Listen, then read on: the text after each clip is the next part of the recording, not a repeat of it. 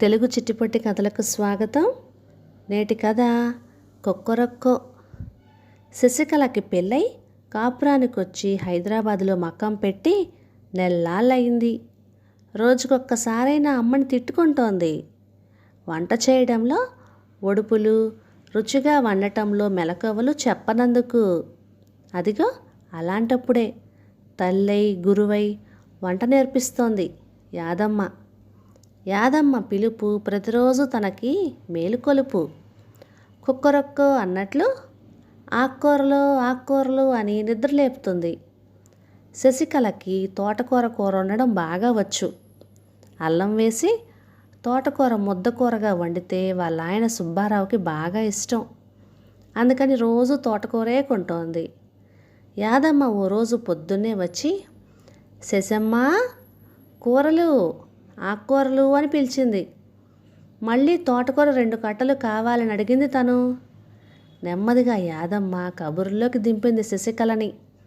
చూడమ్మా, రోజు ఒకే కూర వండి పెడితే, రోజు ఓసేరే కడితే మగాడికి మొహం ఒత్తేస్తుంది, విసుగేసి కోపం వచ్చేస్తుంది.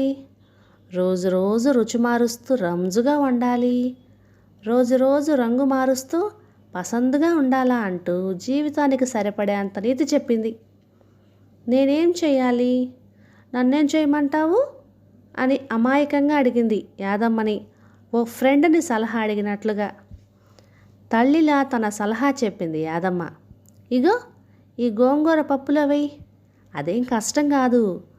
గోంగూర తరిగి ఉడకేసి 2 కలిపి ఇంకొంచెంసేపు ఉడికించు. తిరగమూత ఎలా పెట్టాలో కూడా చెప్తోంది. నిజానికి తనొక్క ఆకుకూరలే అమ్ముతున్నా రకరకాల కూరగాయలు ఎన్ని రకాలు ఉండొచ్చో చెప్తోంది శశికళకి. తన అమ్మకాలు పూర్తయ్యాక తిరిగి ఇంటికెళ్తున్నప్పుడు మళ్ళీ శశికళ ఇంటికెళ్ళి ఓ అరగంట గడిపి వెళ్ళటం, శశికళకి వంటల్లో ట్యూషన్ మాస్టర్ అవ్వటం యాదమ్మకి 2వ ఉద్యోగం అయిపోయింది. భర్త ఆఫీస్కి వెళ్ళిపోయాక ఈ మాస్టారమ్మ వస్తుంది గనక ఆయనకి చికాకుండదు, తనకి కాలక్షేపంగా ఉంటుంది. అలాగే ఒక కప్పు ఛాయ్తో యాదమ్మకి గురుదక్షిణ సమర్పిస్తూ ఉంటుంది. ఒక్కో రోజు వానొచ్చో మరే కారణం వల్ల యాదమ్మ రాకపోతే శశికళకి చాలా వెల్తిగా అనిపించేది. ఇలా ఉండగా ఓ రోజు యాదమ్మ అరుపులకి శశికళ మేల్కోలేదు. తలుపు కూడా తట్టింది, అయినా తెరవలేదు. యాదమ్మకి ఏటైందా అని బెంగ అనిపించినా మిగిలిన ఇళ్ళ వాళ్ళకి ఆలస్యం అవుద్దని వెళ్ళి వత్తునుగా అందరికీ ఆకుకూరలు ఇచ్చింది. శశికళమ్మ ఎలా ఉందో, అసలేమైందో అని గుబులు పడుతూనే పని పూర్తి చేసుకొని పరిగెట్టుకొచ్చింది. మొగుడు వెళ్ళినట్టున్నాడు, స్కూటర్ లేదు. శశమ్మ అని ఆప్యాయంగా పిలుస్తూ మేడ మీదకి వచ్చింది. శశికళ కళ్ళు ఎర్రగా వాచి ఉన్నాయి. రాత్రంతా నిద్రలేదేమో పిచ్చిపిల్లకి అని మనస్సులోనే నవ్వుకుంటూనే కొంచెం నవ్వు కలిపిన గొంతుతో పలకరించింది.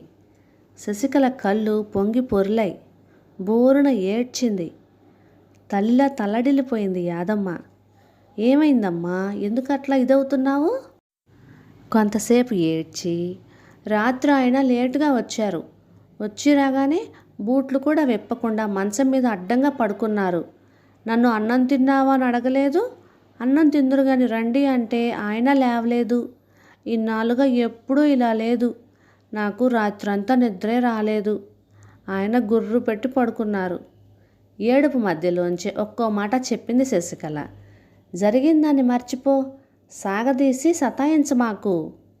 ఆయన తాగొచ్చారు, నాకు తెలుసు ఆ సంగతి. ఆఫీసులో లేట్ అయిందని అబద్ధం ఆడారు. తెలవచ్చు, తెలియనట్టు నటించు. ఎందుకు నటించాలి? వాళ్ళలాగే మనము అబద్ధం ఆడాలా? చూడమ్మా, నీవు నిజాయితీ కోసం నిలసి నిజం కక్కిస్తే నీ ఎదురుగుండానే ధైర్యంగా మందు కొట్టడం మొదలెడతాడు. పెద్దదాన్ని, నా మాట విను. 6 నెలల్లో చేసిన ఒక్క తప్పుకి ఆడతోనే సుక్కెట్టేయకపోతే చాలా ప్రమాదాలుంటాయి. మనం ఆడోళ్ళమమ్మా, మన బతుకులు మనమే కాపాడుకోవాలి. శశికళకి జ్ఞాననేత్రం తెరుచుకున్నట్టయింది. మొగుడెళ్ళేటప్పుడు నిద్రొస్తున్నట్లుగా నటించి బయట టిఫిన్ తినేయండి, మధ్యాహ్నం లంచ్కి రండి విసురుగా అని కోపంగా ముడుచుకు పడుకున్న యాదమ్మ మాటలతో పశ్చాత్తాపం కలిగింది. లక్కీగా మొగుణ్ణి తాగావు కదా అని నిలదీయలేదు. యాదమ్మ చెప్పాక నిజమే అనిపించింది. శశికళ కూడా ఆ బాధ మనస్సులో పెట్టుకోలేదు. కొన్నాళ్ళకి శశికళ కడుపులో నలుసు పడింది. నలత వేవిళ్ళు మామూలే.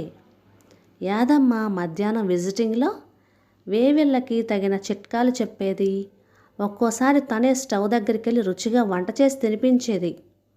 యాదమ్మ అంటే ప్రేమాభిమానాలు పెరిగిపోతున్నాయి శశికళకి, ఆమె భర్తకి కూడా. సడన్గా ఓ 10 రోజుల నుండి యాదమ్మ గొంతు వినిపించడం మానేసింది. ఇన్నాళ్ళుగా శశికళకి అలారం పిలుపు లాంటి, కోడికోత లాంటి యాదమ్మ మాట వినిపించకపోతే లేవాలనే ఉండేది కాదు. కానీ లేవాలి, తప్పదు. 10 రోజులు దాటాక శశికళమ్మ ఆకుకూరలు అనే కొత్త కోడికోత వినిపించింది. అది యాదమ్మ గొంతు కాదు. అయినా తన పేరు పెట్టి పిలిచినందుకు లేచింది. ఆకుకూరల గంప యాదమ్మ తెచ్చేదే. ఆ చీర కూడా చాలాసార్లు యాదమ్మ కట్టుకొచ్చిందే. కానీ వచ్చింది యాదమ్మ కాదు, యాదమ్మ కోడలట. వాళ్ళ అత్తమ్మకి పక్షవాతం వచ్చి నోరు పడిపోయిందట. కాలు చెయ్యి స్వాధీనం తప్పాయట.